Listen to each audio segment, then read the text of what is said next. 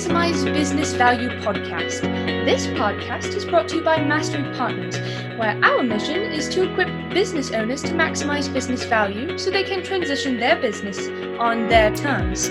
Our mission was born from the lessons we've learned from over 100 business transactions, which fuels our desire to share our experiences and wisdom so you can succeed.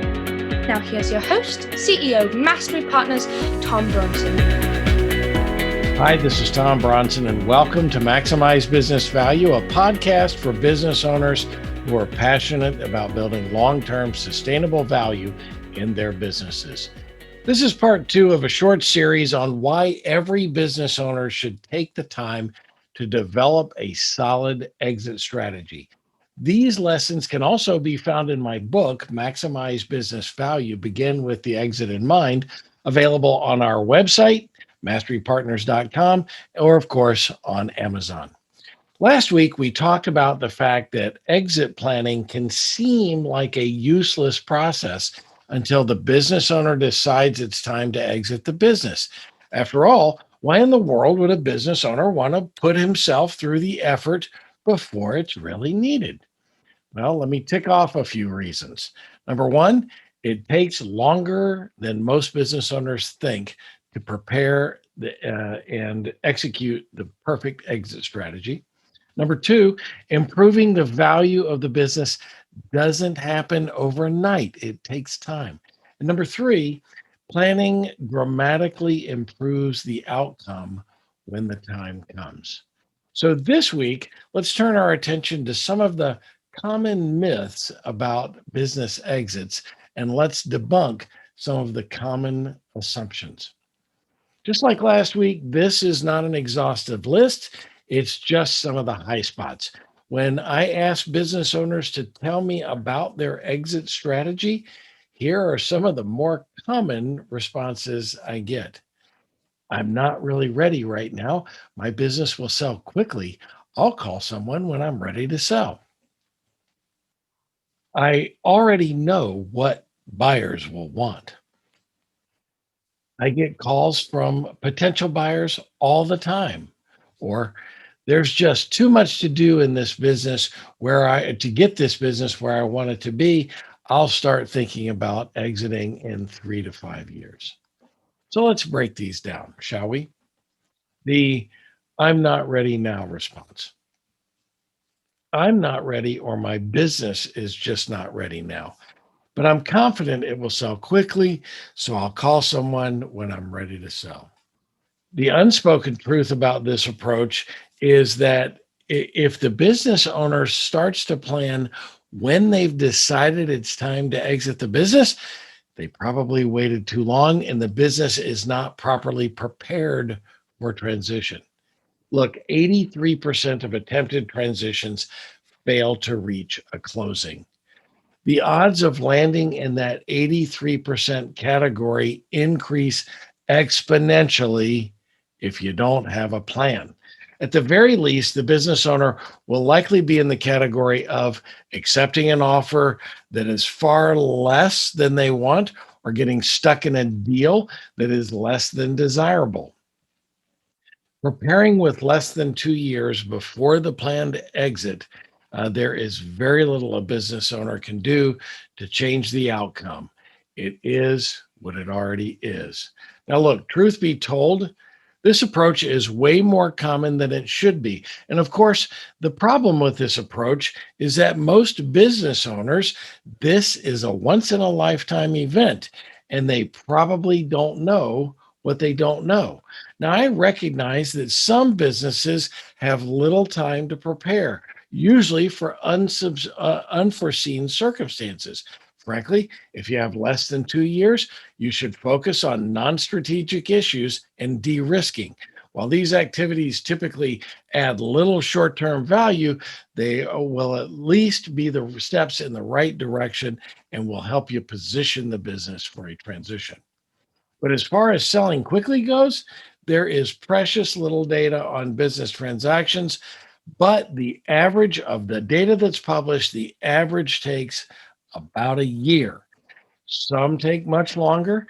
If everything is buttoned up perfectly, Buyer due diligence can drag on for months, prolonging the process and increasing the likelihood of a deal falling apart or lowering the value of the deal. The "I know what buyers want" response.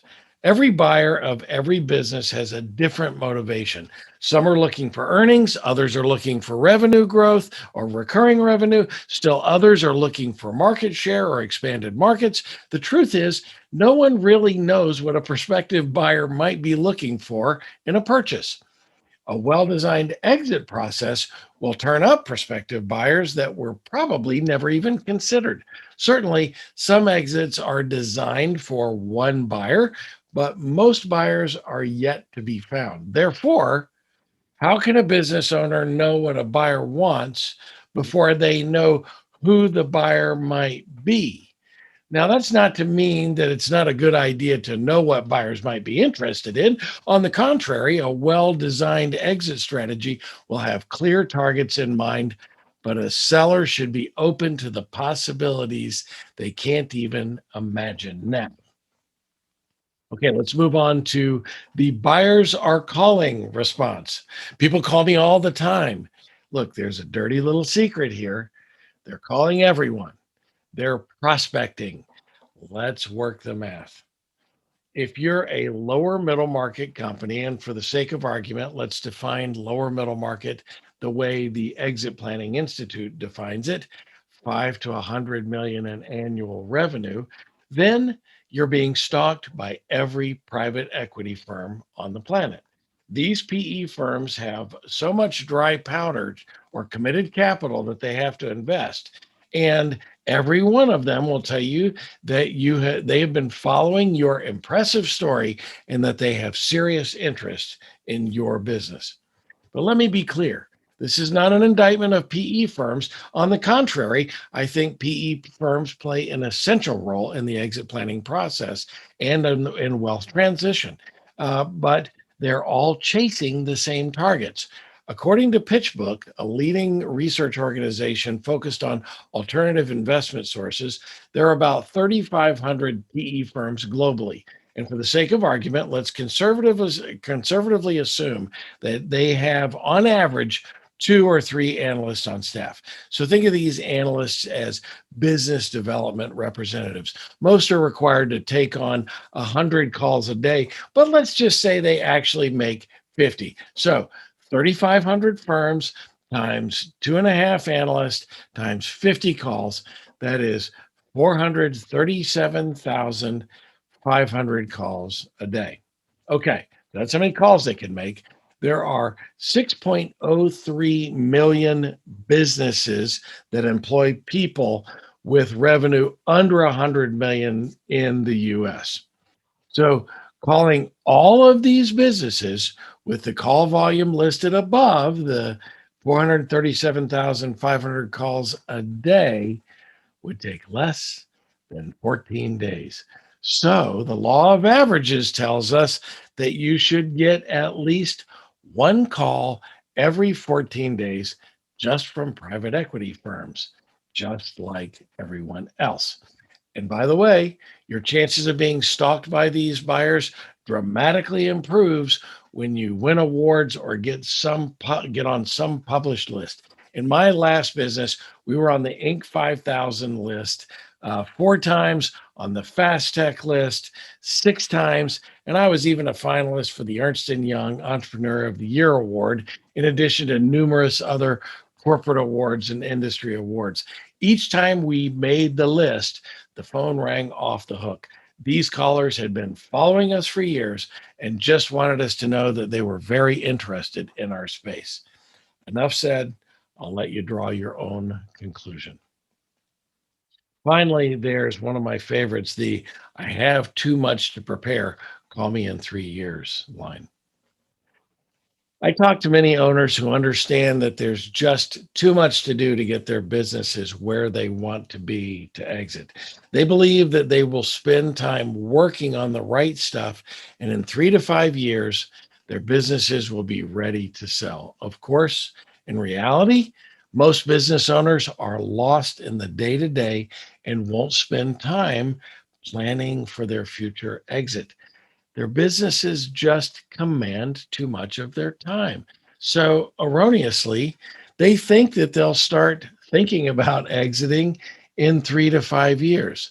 And they say that on average for 17 years before they take action. By then, it's usually too late to make a difference.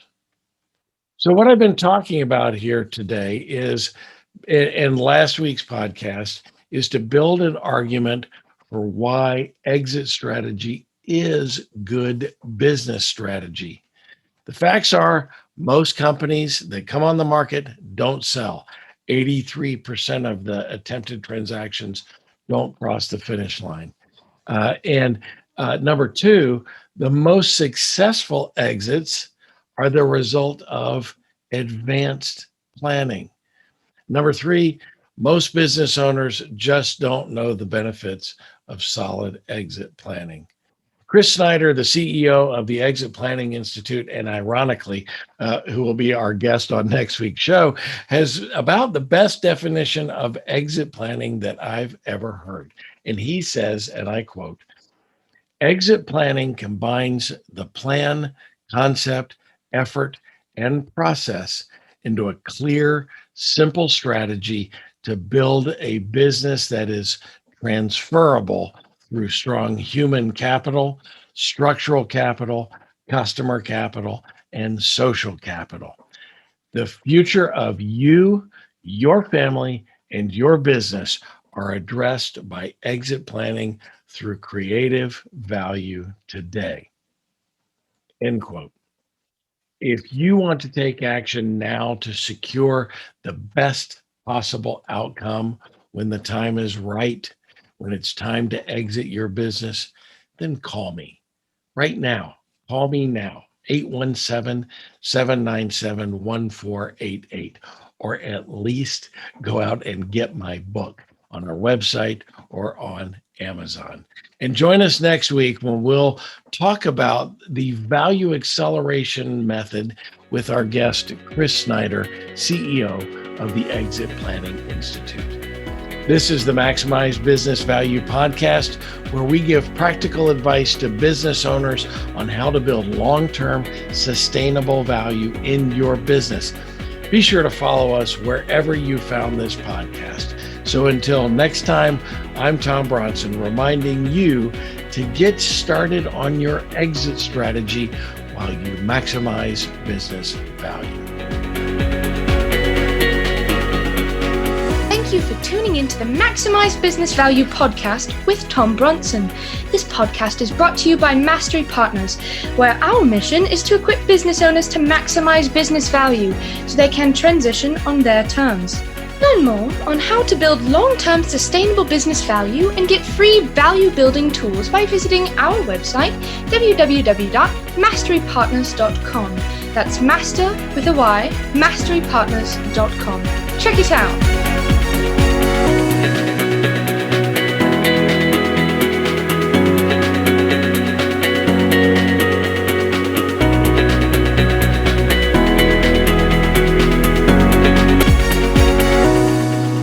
That was perfect. I wouldn't make any changes on that.